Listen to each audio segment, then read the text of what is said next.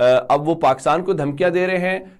क्या अमेरिका ने पाकिस्तान का नंबर लगा दिया है? क्या बोला है कि Pakistan is now next? The United States has called Pakistan the biggest nuclear threat. Sir Tulsi Gabbard, she has said, and I quote, that Pakistan is amongst the biggest nuclear threats to the United States. The intelligence community assesses that Russia, China, North Korea, Iran, and Pakistan have been researching and developing an array of novel, advanced, or traditional missile delivery systems with nuclear and conventional payloads that put our homeland within range. ऐसे क्यों कहा जाता है? हमें ये हमारे लिए क्यों मुश्किल डाली जाती है? लगता है जैसे एक एक करके निशाना बनाया जा रहा है। ऐसा नहीं है कि उसको किया कि कल को मुझे नहीं किया जाएगा। सबकी बारी यूं लग रहा है आएगी। वो बारी कैसे आएगी, कब आएगी, वो उनके ऊपर छोड़। रूस, चीन, नॉर्थ कोरिया, ईरान और पाकिस्तान, कौन और पाकिस्तान जो है वो मसलसल ऐसे मिसाइल सिस्टम बना रहे हैं, डिलीवरी सिस्टम, जिसमें न्यूक्लियर एंड कन्वेंशनल पेलोड जो हैं वो अमेरिका तक आ सकते हैं। यानी दूर तक मार करने वाले मिसाइल सिस्टम जो है वो पाकिस्तान भी डिज़ाइन कर रहा है, रिसर्च कर रहा है, बना रहा है, जो अमेरिका के लिए एक खतरा है। पाकिस्तान का मिसाइल प्रोग्राम जो है वो अमेरिका आ सकता है। पाकिस्तान की जो मिसाइल हैं वो अमेरिका को हिट कर सकते हैं। दूसरे लफ्जों में पाकिस्तान के बारे में, पाकिस्तान के एटमी प्रोग्राम के ऊपर कमेंट किया जा रहा है। अब चूंकि तुलसी गबार्ड ने ये कहा है सेनेट इंटेलिजेंस कमेटी के सामने, यह मसला ये है कि आप सेनेट इंटेलिजेंस कमेटी के सामने जाके आपको सच बोलना पड़ता है, अदरवाइज आपकी परजरी हो जाती है कि आपने अमेरिका की सेनेट को मिसरीड किया। तो उन्होंने ये कह दिया कि पाकिस्तान भी बना रहा है। अच्छा, तुलसी गैबर्ड जो है उसने पाकिस्तान को किया क्या है? उसने Russia, China, north Korea, Iran के क्लब में डाला है। क्यों? रशिया का पॉलिटिकल सिस्टम और है, चाइना का और है, नॉर्थ कोरिया का और है, ईरान का और है, पाकिस्तान का और है। वो समझते हैं कि ये वो मुल्क हैं जो हमारे लिए किसी वक्त भी प्रॉब्लम क्रिएट कर सकते हैं। नमस्कार दोस्तों, स्वागत है आपका भारत नाउ में। दोस्तों, यूएस की इंटेलिजेंस चीफ तुलसी गाबार्ड ने अमेरिकन सीनेट के सामने एक रिपोर्ट पेश की, जिसके अंदर ये मेंशन किया गया कि पाकिस्तान के जो न्यूक्लियर प्रोग्राम है वो आने वाले समय के अंदर अमेरिका के लिए एक बहुत बड़ा थ्रेट है। तुलसी गाबार्ड ने अपनी रिपोर्ट के अंदर बताया कि पाकिस्तान जो है नॉर्थ कोरिया, चाइना, रशिया, इन सब देशों के साथ मिलकर ऐसी मिसाइल टेक्नोलॉजी डेवलप कर रहा है जिसकी रेंज अमेरिका तक रहे। मतलब अमेरिका की जो डिफेंस इक्विपमेंट्स है उसको बाईपास करके अमेरिका के ऊपर हमला भविष्य में किया जा सके। पाकिस्तान के जिस तरह के डबल स्टैंडर्ड रहे हैं, ये इस रिपोर्ट के अंदर ये मेंशन किया गया है कि पाकिस्तान के ऊपर बिल्कुल भी ट्रस्ट नहीं किया जा सकता कि उनके पास किसी भी तरह के न्यूक्लियर हथियार हो। डिप्लोमेसी में हमेशा पाकिस्तान जो है वो डबल स्टैंडर्ड्स अपनाता है और अमेरिका को ये एहसास है कि पाकिस्तान जो है वो पोटेंशियल थ्रेट बन सकता है। तो हो सकता है आने वाले समय के अंदर अमेरिका का पूरा ध्यान पाकिस्तान सेंट्रिक बन जाए। इंडिया भी तो मौजूद है, लेकिन अगर आप देखें तो तुलसी ने वहां पर इंडिया का नाम नहीं लिया।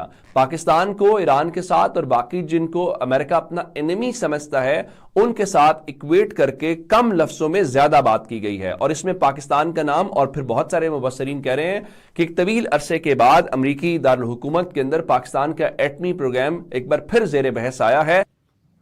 रशिया एडवर्सरी है, चाइना भी ऐसे ही है, नॉर्थ कोरिया भी और ईरान भी। पाकिस्तान को बीच में क्यों फिट करते हैं? मुस्लिम कंट्री है और ये कहीं अपनी इंडिपेंडेंट फॉरेन पॉलिसी ना ले जाए। उनको इस चीज का पता है कि पाकिस्तान हमारे साथ उस तरह नहीं खड़ा होता है, एलाय जरूर है लेकिन अपने नेशनल इंटरेस्ट को उस तरह सबड्यू नहीं करता जिस तरह नॉर्थ कोरिया की तो बात ही ना करें। ईरान का तो मसला, ईरान ने जितना अमेरिका को मुश्किल में रखा है पाकिस्तान ने तो नहीं किया। हम तो अपना एक पाकिस्तान, बस दैट्स इट। अब इंडिया के पास आईसीबीएम्स हैं 8,000 12,000 किलोमीटर वाले ठीक है, लेकिन तुलसी गैबर्ड क्या कहती है? तुलसी गैबर्ड कहती नहीं, इंडिया के मिसाइल नहीं हमारे पास आएंगे। यकीन है तुलसी गैबर्ड को, यकीन है कि इंडिया के मिसाइल हमारे पास नहीं आएंगे। रेंज उनके वो डिक्लेयर्ड रेंज है। इंडियंस की आईसीबीएम्स की, इंटरकॉन्टिनेंटल बैलिस्टिक मिसाइल्स की रेंज डिक्लेयर्ड है, लेकिन वो कहती नहीं आएंगे ये हमारे पास। तो मतलब सवाल ये है कि पाकिस्तान की जो स्ट्रेटेजिक कैपेबिलिटीज हैं, उनकी जो मिसाइल रेंज है, जो पाकिस्तान का फोर्स पोस्टर है, वो they are basically for deterring India. वो पैन इंडिया आस्ते ने, वो इंडिया के लिए है। इंडिया के आईसीबीएम टेस्ट को कोई नहीं लेता।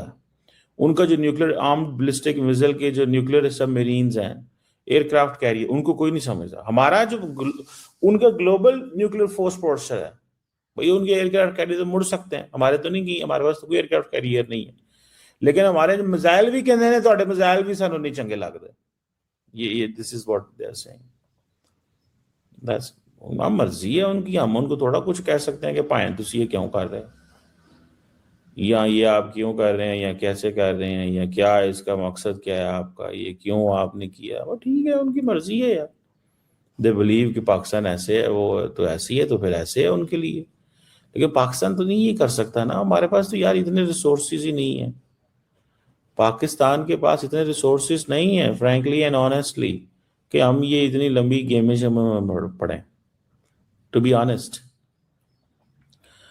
ठीक है जी, लेकिन क्योंकि हमारे हालात इस तरह के हैं कि बस हमें कह दिया जाता है इन्हों का की है यार। यूएस होमलैंड हमारी रेंज में नहीं है। पाकिस्तान ने तो कभी ये भी नहीं कहा कि इजराइल हमारी रेंज में है। पता नहीं है कि नहीं, मुझे नहीं पता, वो थोड़ा देखना पड़ता। ठीक है जी, लेकिन पाकिस्तान का जो न्यूक्लियर के कन्वेंशनल मिसाइल्स हैं उनकी एक रियलिटी है इंडिया स्पेसिफिक। हमने सिर्फ पाकिस्तान के न्यूक्लियर वेपन्स इंडिया पे चलाने हैं, बस ये है। लेकिन अब सवाल ये पैदा होता है कि अगर पाकिस्तान की डिक्लेयर्ड मिसाइल की जो रेंज है, अगर वो 250 है, मिसाल वो कह रहे हैं ये तो मुंह से 250 कह रहे हो सकता है 3850 हो, उनका ये व्यू है। या वो समझ रहे हैं कि ये हासिल कर रहे हैं। हासिल करने से क्या होता है, पहले ही प्रीएम्प्टिव सैंक्शन ला दो। So they want to keep us under pressure, they want to keep us under pressure. वो अंडर प्रेशर रखना चाहते हैं हर कीमत पे। इन्होंने ये ना उठन, इन्हों का सिर उठन चुकन देने थले डाल दे, बस बस। और देखें सीधी सी बात है, पाकिस्तान की कोई इकोनॉमी 4 ट्रिलियन डॉलर की तो है नहीं, या कुछ 6 ट्रिलियन डॉलर की तो है नहीं। अमेरिकन बिजनेसमैन यहाँ बाका बागा आएगा। हमारी जरूरत पड़ती है because of the reason, because of our army, military, security. ठीक है, पहले अमेरिकन कहते थे इंडिया को कुछ नहीं कहना, इंडिया से हमारी यारी है, इंडिया हमारा पार्टनर है, इंडिया के साथ ताल्लुकात खराब नहीं होने चाहिए।